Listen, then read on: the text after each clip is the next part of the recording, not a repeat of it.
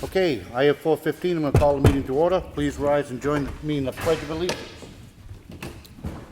Pledge allegiance to the flag of the United States of America, to the republic for which it stands, one nation, under God, indivisible, with liberty and justice for all. Thank you. Roll call. Sam Martin, Bob Freeman, Here. and Rick Morgan is here. Gonna open the meeting to a short public input, if anybody has anything under the public input portion. If not, we'll start into the red folder. First thing we have are the minutes from our Selectmen's work session and department head meeting, which occurred on Monday, May 8th. I make a motion we accept it as printed. Second it. All in favor? Aye. And we have the minutes of our actual Selectmen's meeting, which occurred on Monday, May 8th. I make a motion we accept them as printed. Second it. All in favor? Aye. You get the next two, Sam. We have the check voucher totals. Payroll for week ending 5/13, including payroll taxes, was $39,730.80. Accounts payable for week ending 5/6 were $14,071.39, for a total disbursed last week of $53,802.19. I make a motion we sign them. Second. All in favor? Aye. These again are the batch totals. We review every bill as it comes in and approve it. Interview. An interview on the brain, we were just doing interviews upstairs, so.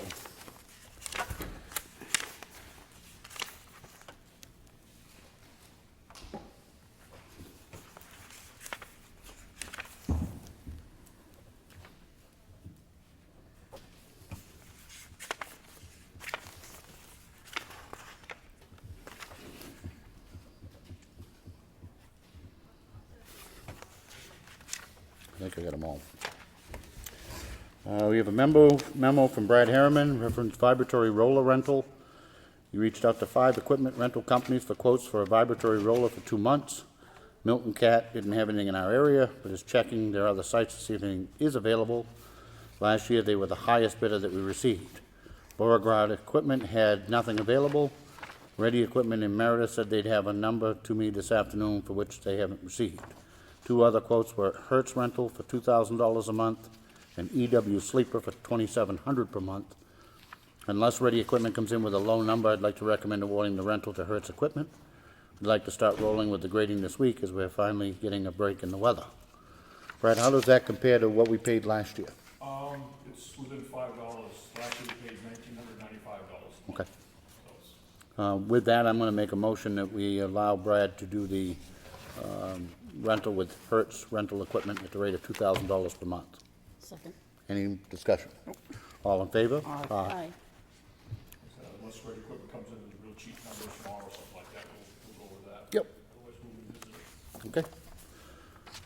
Ellen, can you explain what this voucher was for $181? Yes, part of last week's voucher totals was a payment to Ski Home Center, and the amount was incorrect, and I noticed it after I processed the check, so we voided the check, and that's for the corrected amount. Okay, so this is a correction to last week's voucher in the amount of $181.27. I make a motion we sign it. Second it.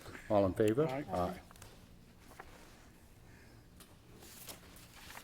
We have a supplemental property tax warrant authorizing our tax collector to collect $116. I make a motion we sign it. Second it. All in favor? Aye. Aye. We have several abatements, most of which are pretty similar. They're all involving campers at the campgrounds. This first one is map 17, lot 1, sub C03. Camper no longer on this site. They left in the fall of 2016. It results in an abatement, a refund of $114. I make a motion we approve it. Second. All in favor? Aye.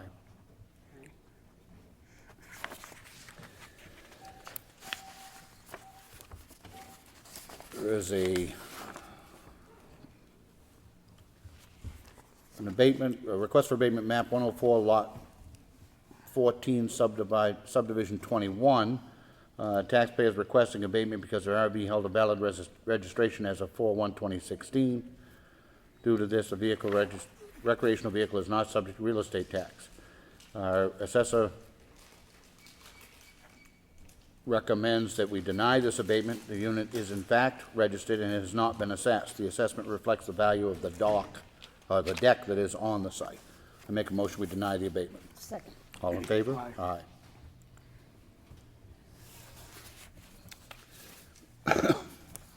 This is a request for abatement, map 23, lot 7, sub G01. And this is again a camper that was not on site as of April 1st, 2016. It results in a refund of $389.89. I make a motion we approve it. Second. All in favor? Aye.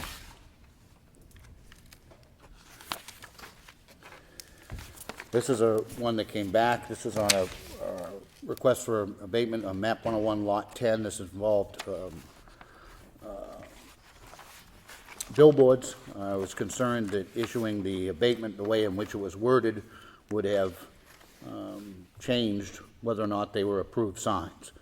The taxpayer did appeal his 2016 assessed value, suggesting the billboards on the site should have been listed as 3 12 by 41, not 6 12 by 20 signs. Our assessor recommends that we grant this abatement. He's met with the taxpayer on several occasions for lengthy discussion regarding the value of billboards. It makes sense to adjust the older units by minus 25% to account for the remaining life. Additionally, it also makes sense to assess each unit as 3 12 by 41 signs. Parentheses, this is for assessment purposes only and does not mean that there are 3 separate structures that do not conform to the sign ordinance. The resulting value should be abated. You will note that when this is done, the revised value is very close to the taxpayer's suggested value.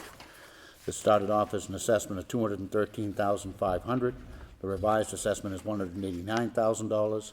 It results in a refund or abatement of $512.05. With that additional language, I make a motion we approve it. Second. All in favor? Aye.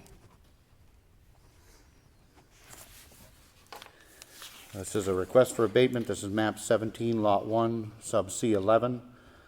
Camper is no longer on the site. They left in the fall of 2016. Results in a refund of $166. I make a motion we approve it. Second. All in favor? Aye.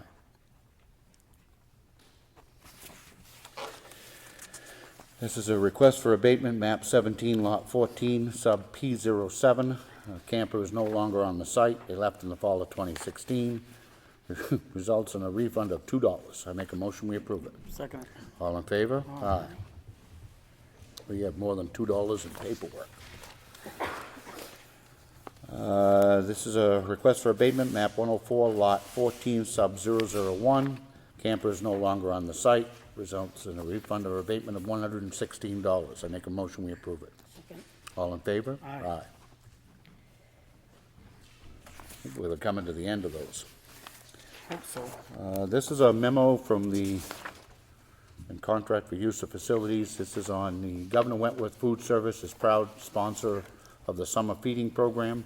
This program serves nutritious free meals to children and teens under age 18.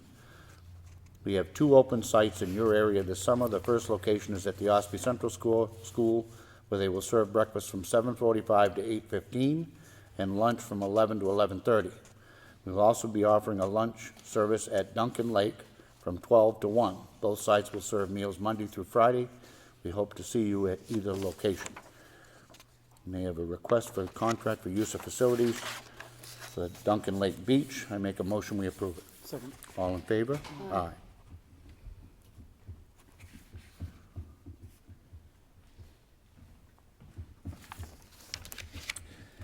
We have a contract for use of facilities. This is from the VFW, looking to use Town Hall for a penny sale in September, September 9th.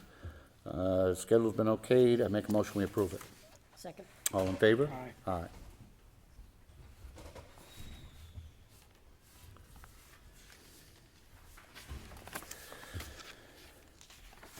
There are 2, 3, 4, 5 different contracts for use of facilities, all filed by the Old Home Week Committee, to use Town Hall on June 27th for a Lego contest, the gazebo at the park for an ice cream social, Ms. Harry.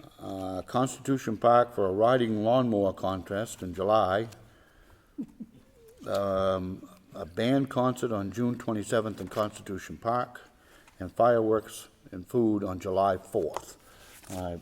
In years past, and we might suggest to them in the future, that they simply provide us a copy with the schedule, and we'll approve it all at once, rather than having them complete all of these forms. That being said, I make a motion, we approve. Second. All in favor? Aye. Aye.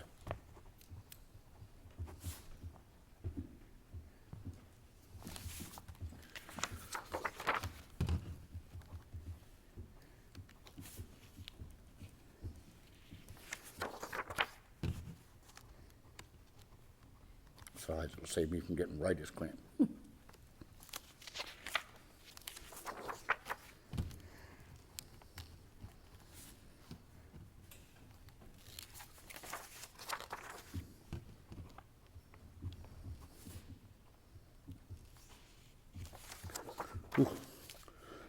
We have the yearly contract with our auditor, which is Plodzik and Sanderson's, outlining what we expect from them as far as the performance of the audit. Their fee for these services is estimated to be between $15,750 and $18,750 for the fiscal year, which ended December 31st, 2016. Make a motion that we sign. Second. All in favor? Aye.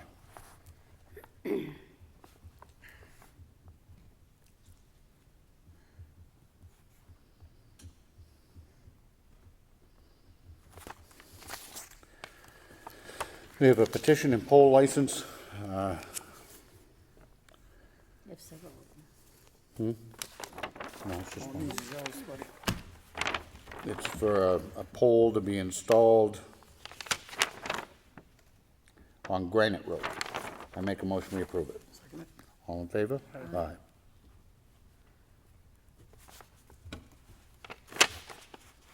That's all one, they have to do 3 copies.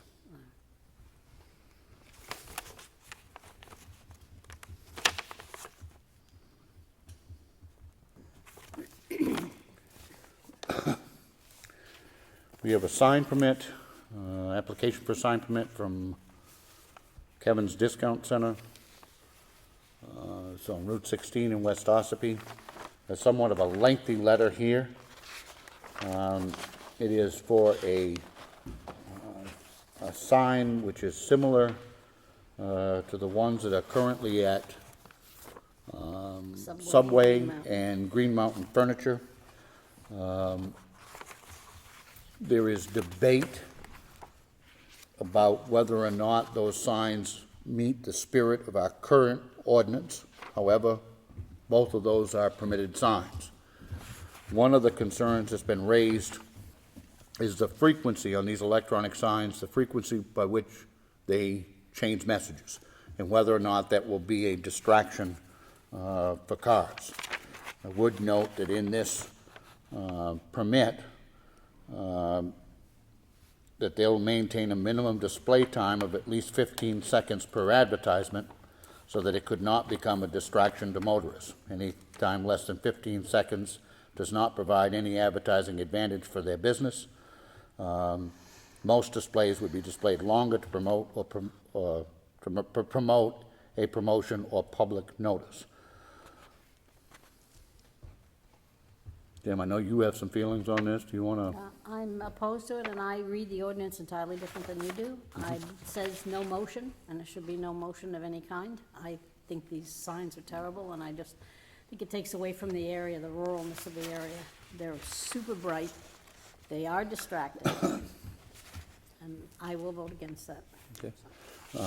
To clarify, our current sign ordinance talks about animation and the motion, and that's where there is some disagreement. What I interpret, and I'm not saying you're right or I'm wrong or you're right. What I interpret the current ordinance to do is to not allow for moving signs, moving arrows, moving et cetera. These are an electronic board which changes its message every so often.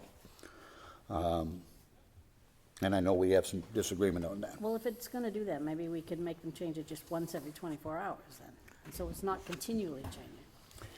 Nope. I think the problem with that is, I know what the problem is, I get it. well, and I think one of the things that they point out in this letter, is to address what I think is a very valid concern, which is whether or not it would be a distraction to the driver. One of the things they put in this letter is, with the timing feature incorporated in these signs, a motorist would only see the sign change a maximum of one time, traveling at the legal speed of 45 miles per hour.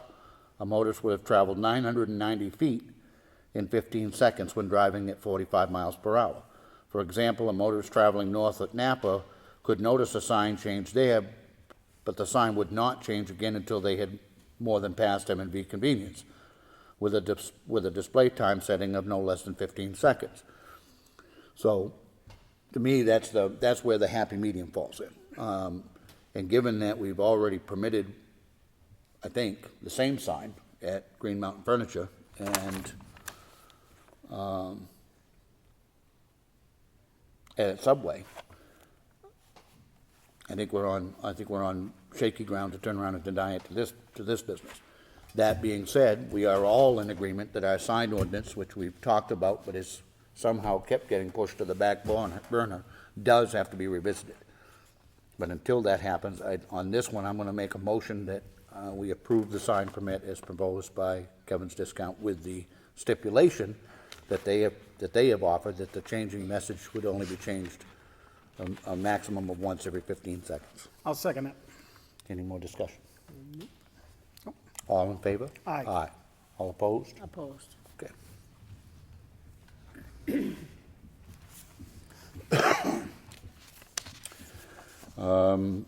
We have some bidding on it's a Renai heater for the office at the incinerator. Federal Piping bid $2,170. Lyman Heating and Oil bid $2,145. And Accutemp Heating / AC bid $1,700. Steve McConaty recommends that we use Accutemp Heating at the price of $1,700. It is a company which we currently do business with and has done a great deal of work, and I believe satisfactorily. I make a motion that we approve Accutemp Heating at $1,700. I'll second it. Any further discussion? All those in favor? Aye. We have a copy of a check from Northeast Recovery for scrap metal. We received $268.70. We have the Highway Department work log, which is here for anybody to look at if they would like. We have a copy of a letter. I presume this was emailed to you, Ellen, from Fish and I Game? pulled it off their website. Okay. On the Fish and Game website, and this is as of April 25th, they are still expecting to open the new boat ramp on Route 25 for the Memorial Day weekend. They've got some work to do. But However, Garrett Grasskamp is out of the office until May 30th, so I couldn't confirm whether any construction was gonna happen in the next week or two. I did actually see some work down there. Yes. This past week, there was, well, at least some of the piles of dirt were moving around, So so. that is still 2 weeks old with no construction up until. Looks like they got some cement pads going into the water. I think the ramps are in, now it's, but, okay. This is a kind of a housekeeping measure, but the town meeting ratified a one-year contract with our employees. We had yet to physically execute the documents. So this is the one-year contract which was ratified by town meeting vote. I make a motion, we approve it. Second? All in favor? Aye. Can I And clarify that? You did actually ratify it. It has been approved, but it was approved with the wrong language for the health insurance. oh, I'm sorry. So Okay, we've updated it to the new health insurance plan. okay. And with that, I make a motion, we approve it. I'll second. All in favor? Aye. And by way of disclosure, we have contacted the union stewards who are meeting with their union representative coming right up. And then we will be scheduling to start negotiations on hopefully doing a 3-year contract, which is what everybody would like to do. That concludes the red folder. We have on the water and sewer side,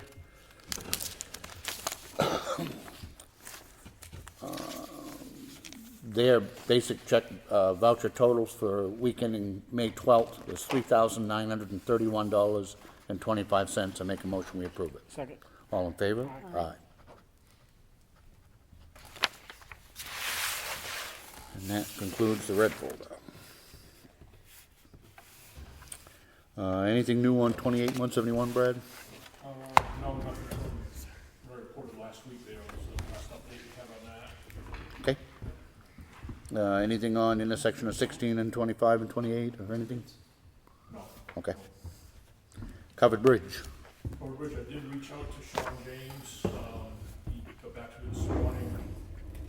The documents that I've been telling you for the last couple of weeks were in a DES are actually in a federal EPA for their approvals, not, I had it mixed up with it, but it's on a federal EPA in the Concord office they have down there. And the preliminary design is also in front of DOT for their review and comments on that right now, that's the stage that's in. When those come back, then it goes in for the wetlands permit application all filled out, ready to go in, for them to approve the permits, and then it's off to the races at that point. Sean did say he was still optimistic that construction could start this year on it, so, he said he was optimistic. So, not a guarantee, obviously. I'd like to bet him dinner at a really expensive restaurant, but that's neither here nor there, I guess. So, anything else, Brad, under old business? That's it. Just let you know too, we did have, two trees come down on wires today, blocking off two roads, Pine Hill Road this morning and, Pearly Road this morning, too. Both, one was, Eversource, the other one was Co-op, they got out, cut the branches and trees off the wires, removed them, and we were able to clean up the trees underneath them, so. Okay. Okay, good. The only other thing I've got under old business, I wanted to briefly address the needle collection issue that was brought up last week. I did, that night, have a conversation with Chief Eldridge, and he has since gotten back to me. A couple of things. He bears full responsibility for the initial call and the fact that it was not answered in a timely basis. The officer involved was instructed to go and talk to the individual complainants and apologize, which I believe has occurred to their satisfaction. There were a couple of things said past that. One was an intimation that was raised that the officers may have been up at the tavern having a cup of coffee, and that's why they didn't answer the call.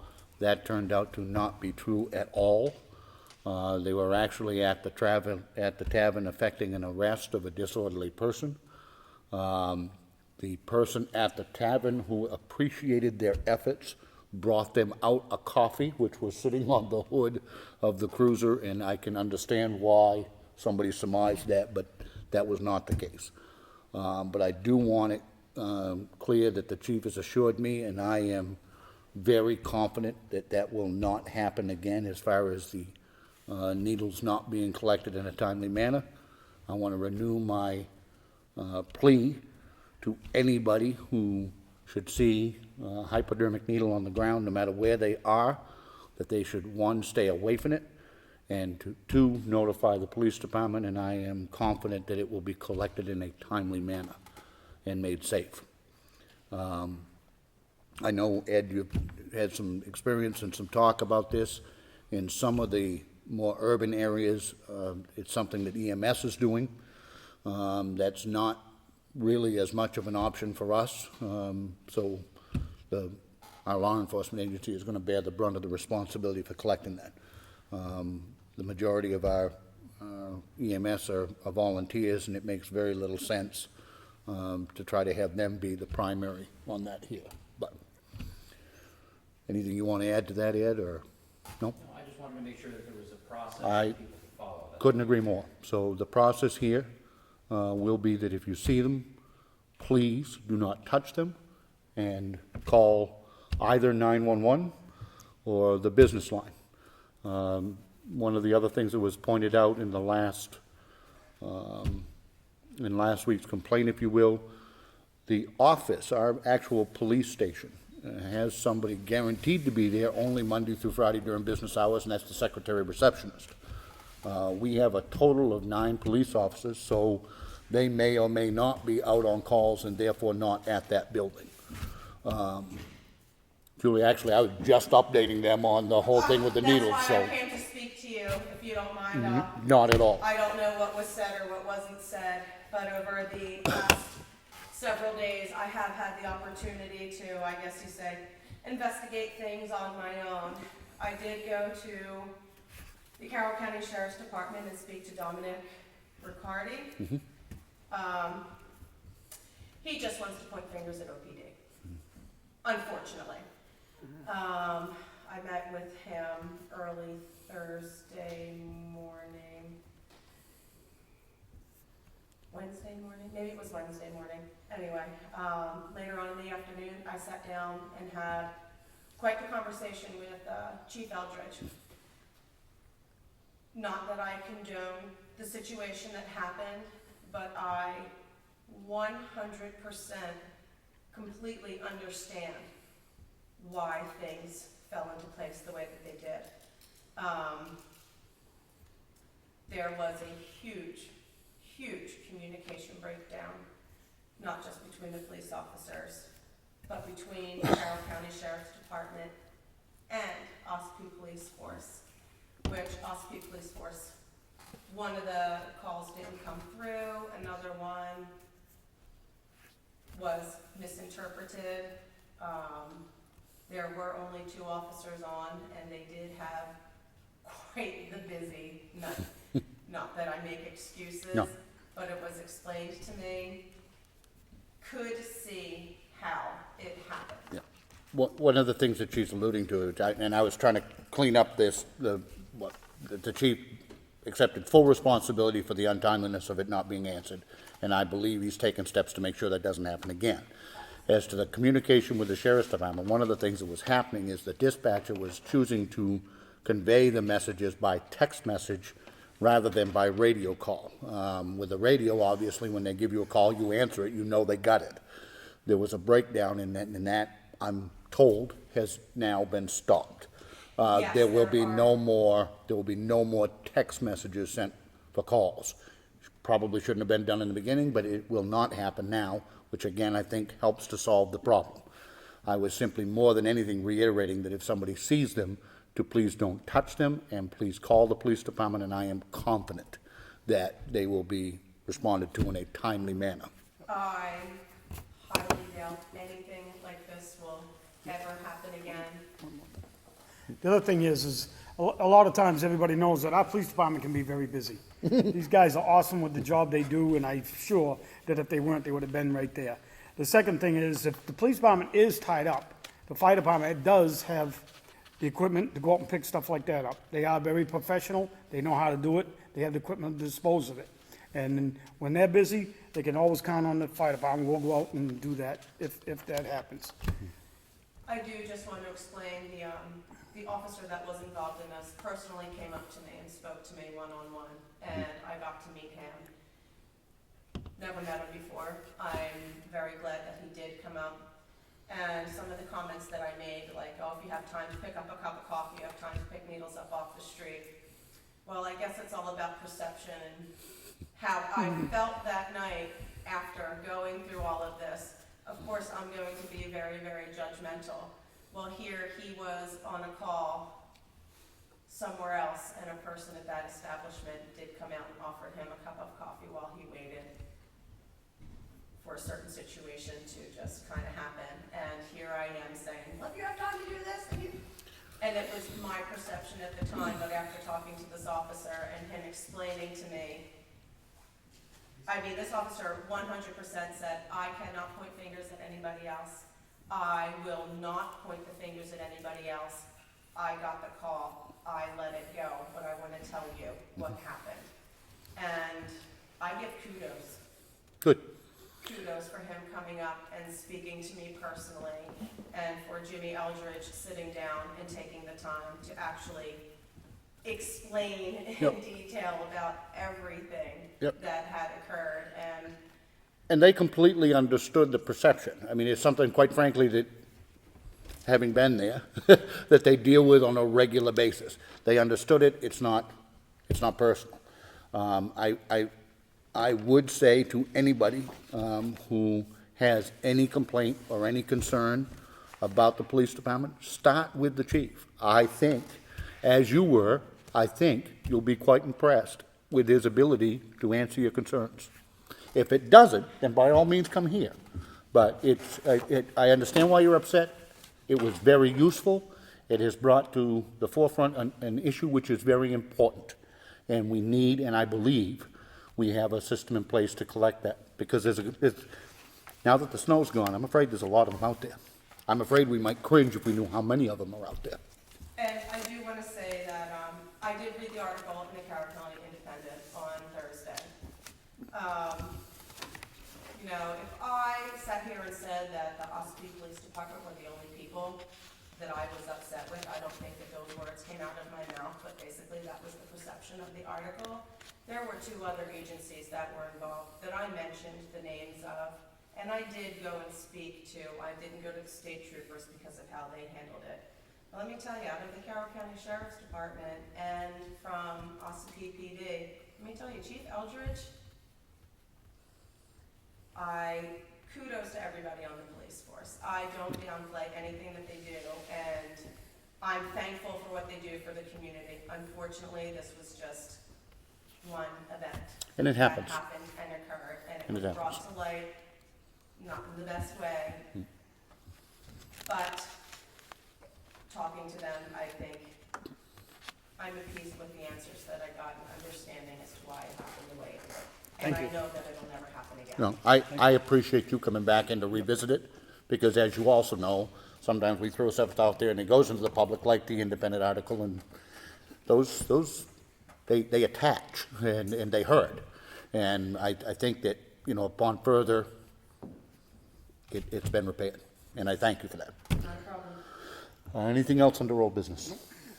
All right, new business. Well, I know we have some gentlemen here waiting. We're going to do some bid opening. We have the bid opening first for the water and sewer leach field replacement. Yep.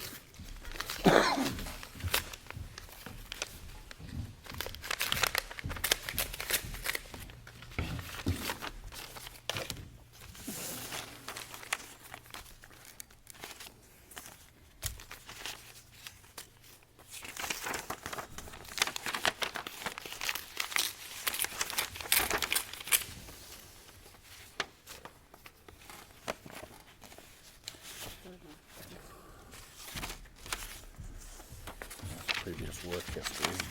Proof of insurance.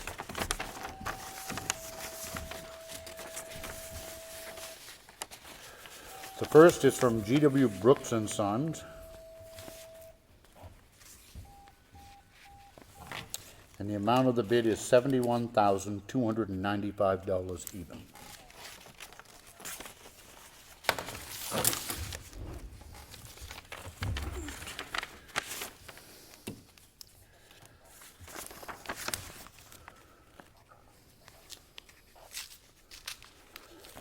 This is from Rumney Hill Excavation.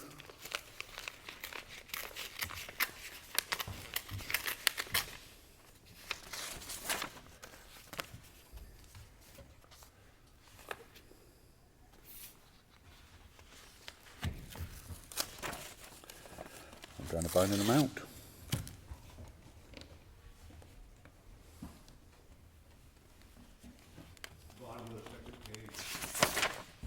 Oh, okay, there it is, thank you. Their bid is $83,150.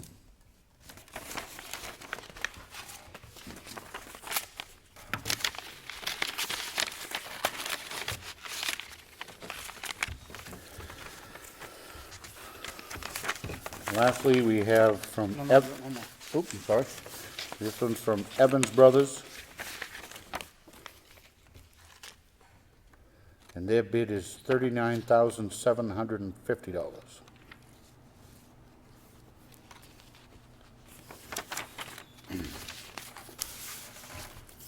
last is from Dawson's Excavation, and their bid is $42,000.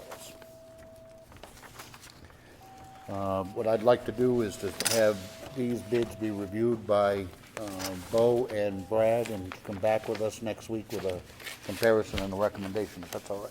Yep. I'll make a motion, we do that. Second. All in favor? Aye. You'd review those and then get back to us. It's from paving now. And now we'll do open the bids on paving.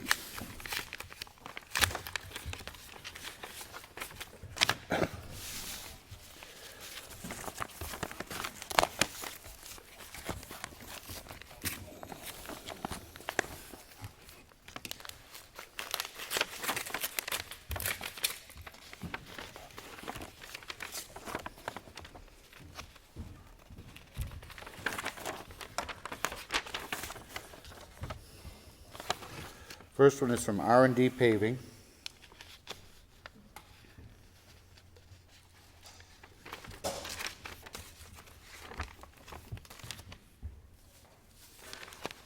Somebody here from R&D? Is there a total price or is it just broken down by ton? Broken down. Okay. Try to give some of what it's here is on Granite Road. At the end, there's a total of Okay.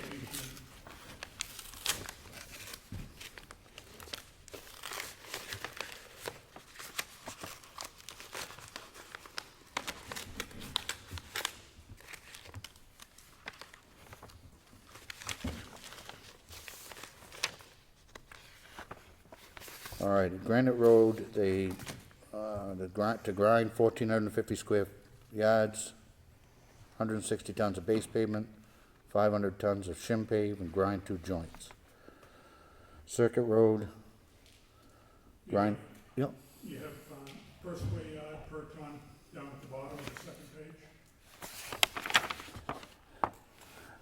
okay, so I'm not gonna do all of the math here as far as the bid opening goes, but I can tell you what to reclaim and grade, they want $1.36 per square yard. Fine grade 60 cents per square yard. 3/4 inch binder at $69.08 per yard. 3/8 shim at $71.08 per ton. 1/2 inch top at $70.08 per ton. And grinding at $2,000 flat price.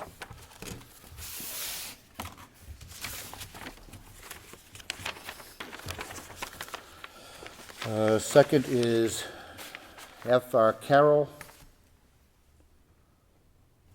Price is $64.80 per ton for machine-placed hot pavement. Reclaim price is $2 a square yard.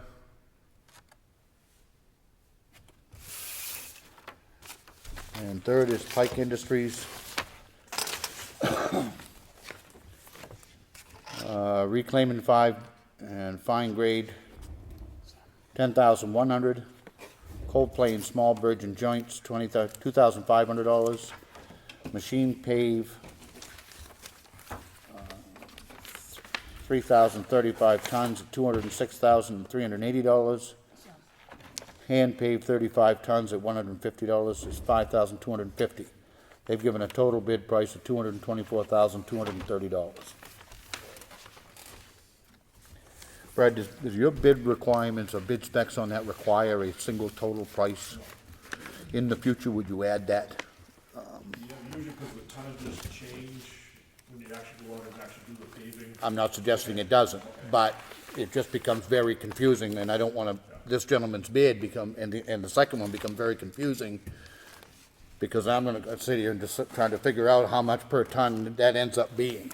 And I understand it's an assumption, but if you've put out that it's gonna be, as Pike Industries bid theirs, that this is the number of tons and this is the price per ton, and just to carry that out to a total makes it a lot easier to be able to publicly compare them. I'll make a motion that those bids be reviewed by Brad and then come back to us next week with a comparison and a recommendation. I'll second. All in favor? Aye. Thank you very much. New business, any other new business? I don't. I have something which is kind of new slash old. Everybody pretty much should know that the town of Ossipee has been sued by the town of Freedom when it comes to the issues at Westwood Shores Campground.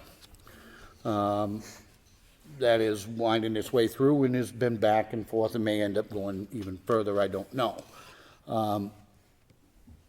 When the town of Freedom chose to file suit, they chose to create some sort of a nonprofit and have collected donations to fund the lawsuit against the town, which is fine, I guess, provided that's allowable under nonprofit. But I also do think, and I've thought about this quite a bit, that the people who live in the town of Ospey ought to have a right to know who's suing them. So I'm going to suggest, and I'm going to put it in the form of a motion in a minute, that this board request under a Right to Know or Freedom of Information Act from the Freedom Board, the documents which set up the nonprofit and a complete list of who donated and how much they donated. Again, I feel pretty strongly that the people in the town of Ospey who are spending their tax money, and now we've spent several $1,000s defending this lawsuit, they have a right to at least know who's funding the lawsuit against us. Any thoughts? No, I agree. I agree. Thoughts? Ed is our resident expert. How long do they have to respond once we request? They have 5 business days to get back to you that they've received it. Okay? And how long do they have to respond to it? That's not in the law. They have 5 days to get back to you, but they can take a very long time to get the information. Okay?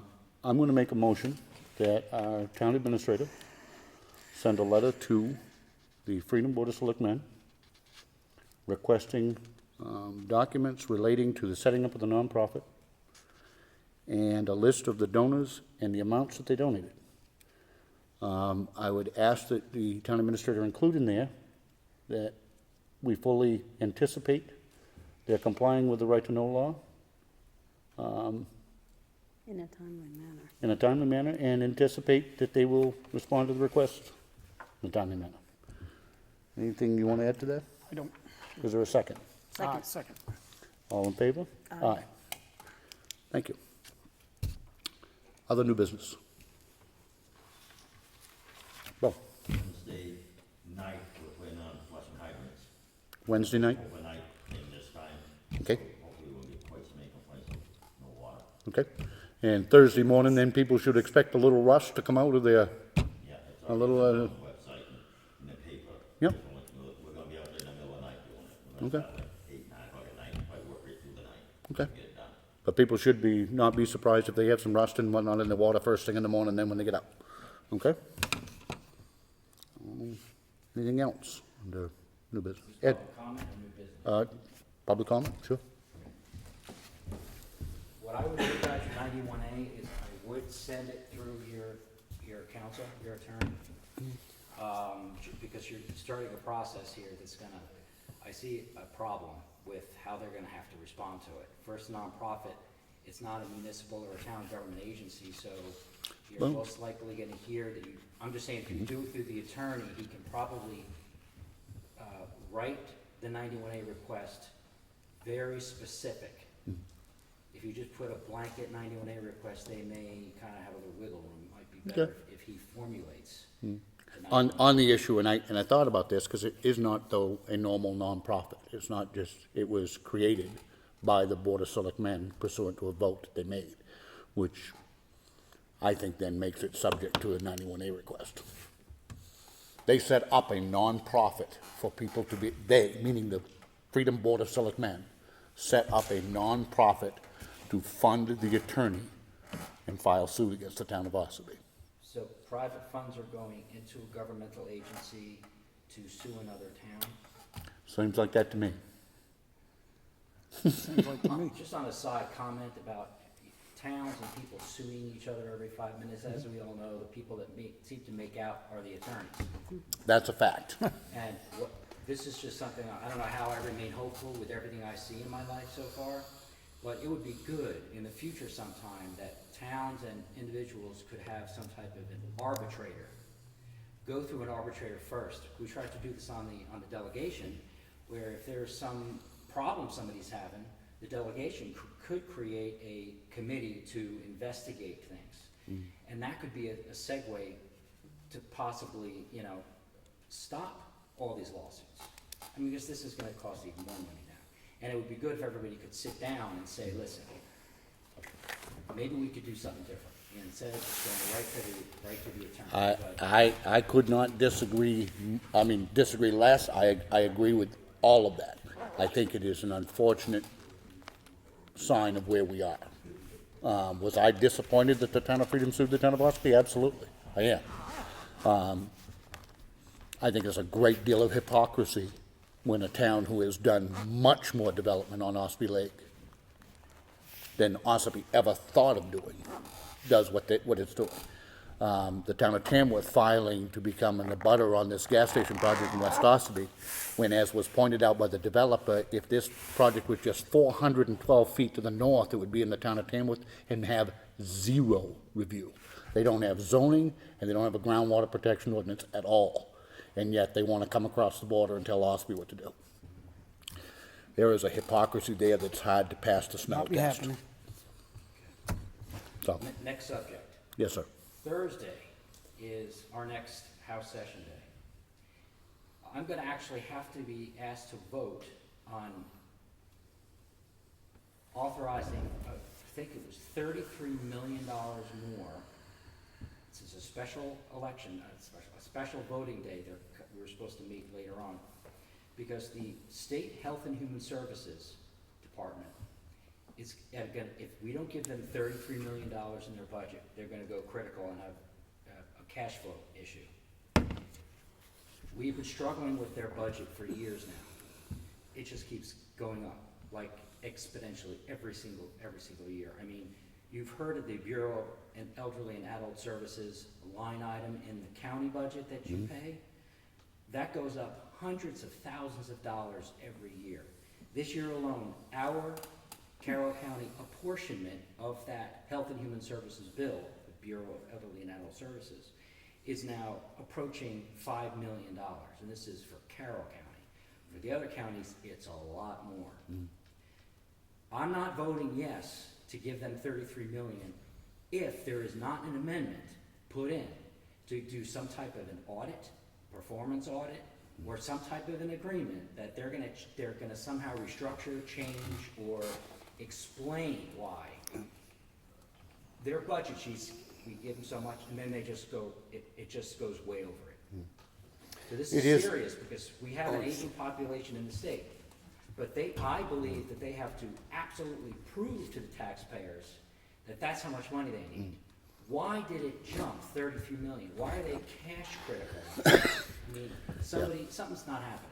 I'm just telling you, I have to sit and actually vote, which I'm not going to unless they change the bill, $33 million of your tax money. Is that salary? That's a lot of money if you say, even if you say it fast, isn't it? But- Well, it's not only salaries, Yeah, it's, you know, it's a lot of things, and I mean, listen, Health and Human Services is a huge agency. And I'm glad you mentioned, because we do have, though, in all fairness, we have an ever-increasing aging population. As more and more of the baby boomers get to nursing home age, it is going to have a huge impact. Everybody's known it for years. How much we did to get ready for it is debatable. You also have the cost of healthcare, which, for not only an aging population, which, because of the aging population, goes up and up and up and up and up. You have Health and Human Services being at the forefront of the opioid and trying to address on many, many different levels, not just treatment, but prevention and hopefully prevention.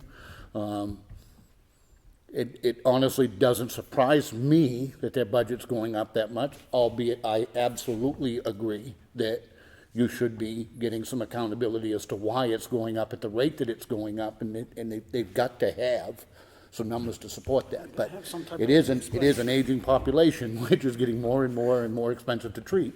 And, you know, things like the nursing home. I mean, we spent $25 million on the nursing home. And to be quite frankly, I would not have cared a bit if they'd spent $30 million.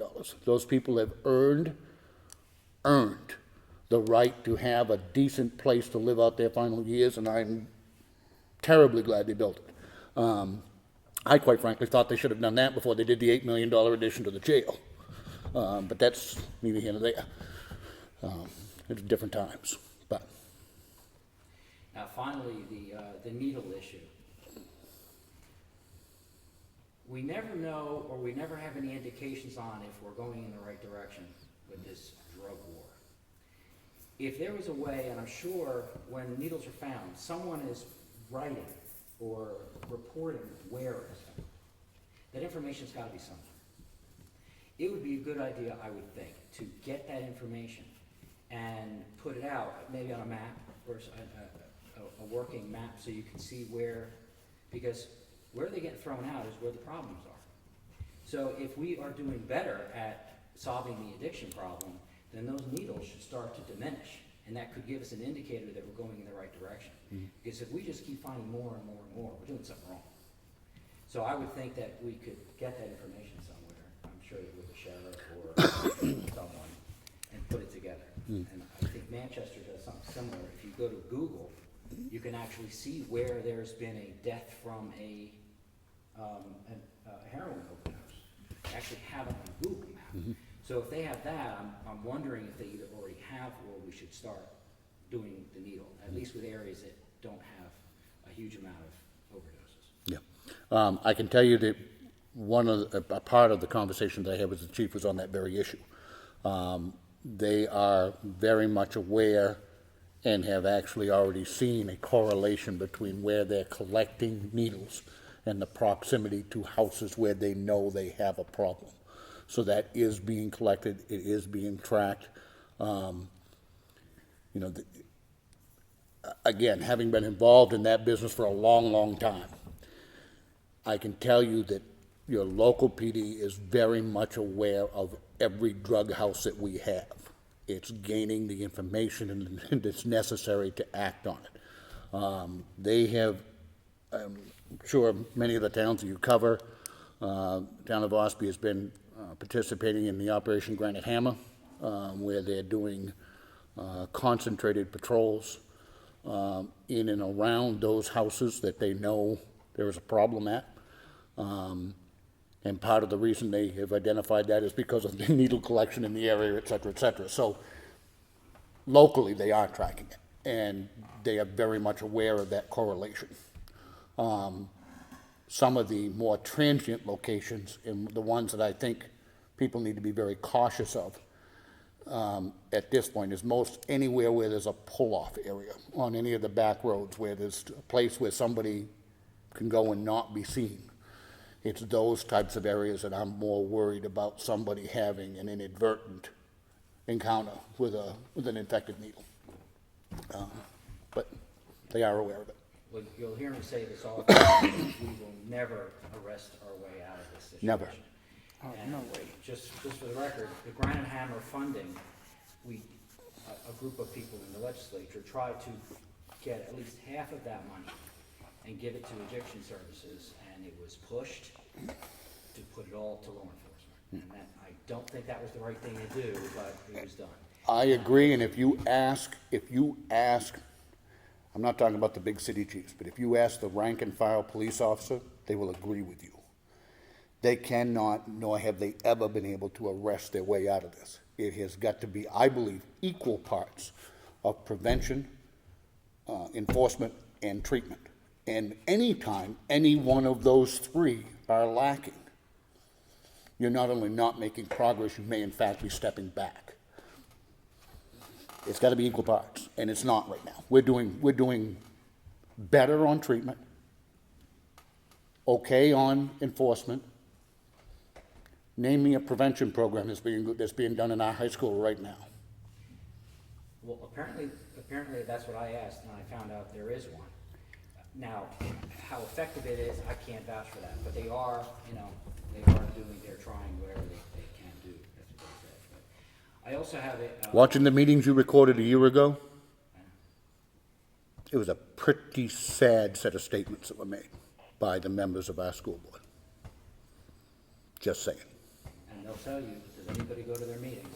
So that's, the last thing is, there's a state rep, his name is Joe, a previous state rep, Joe Hannon, who put in several bills to deal with the needle issue. And he would like to attend one of the meetings here, get on the agenda, and talk about the diseases that are connected with the needles, like Hep C and tuberculosis and everything. He's an EMT, military guy, comes in and he could give you a good educational little presentation about that, so the public could be more aware. I'm not opposed to that at all. So, you know, just if you could, just let Ellen know to get on the agenda, and more than welcome. Okay, we just gotta keep talking about this. I agree. Get on, you know, because we can easily think it's not happening here, but it is. Yeah, oh, it is. Thank you. Anything else under public input? New business, public input, anybody? We do have a need for a short, non-public for our tax collector, and it's under RSA 91A32, which is C, which is for a tax matter. Poll the board, Sam Martin. Yes.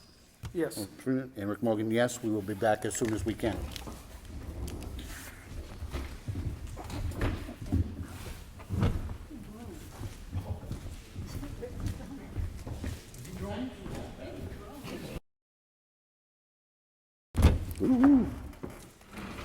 We All are right, actually going. I'm going to reopen public session. I'm going to make a motion that we seal the minutes of the non-public we just held. A second. All in favor? Aye. By way of disclosure, it was meeting with the tax collector. I'm working with payment arrangements for those people who are, some people who are delinquent on their taxes, so. We are, by way of also disclosure, we're doing interviews this afternoon. We have more interviews tonight on the vacant position that we have in the finance office. Anything else anybody needs to add, Ellen? I don't believe so. Okay, Sam? No. Bob? Ed, anything? Is there a planning board meeting tomorrow? Yes, 7 o'clock. yes. Okay. Anything else, Julie? Okay, I make a motion, we adjourn. Second. All in favor? Aye. Thank you. Still don't shake. We're good. I can go too. I can go if I want.